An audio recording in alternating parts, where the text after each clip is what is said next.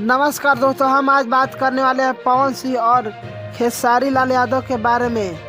पवन सिंह और खेसारी लाल यादव का दोनों फिल्म एक साथ रिलीज हुआ था। दशहरा के शुभ अवसर पर हर हर गंगे और संघर्ष 2 दोनों फिल्म सिनेमा घरों में ब्लास्ट किया और अभी भी कर रहा है। इससे पहले कि चैनल पर आप नए हैं तो चैनल को सब्सक्राइब जरूर कर दें।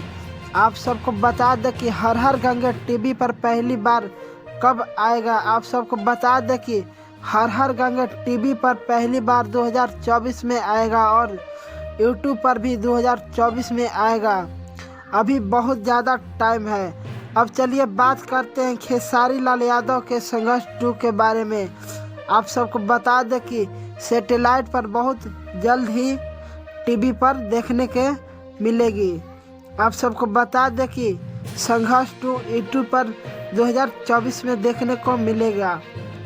आप सब अपना कमेंट बॉक्स में ज़रूर बताएं। धन्यवाद।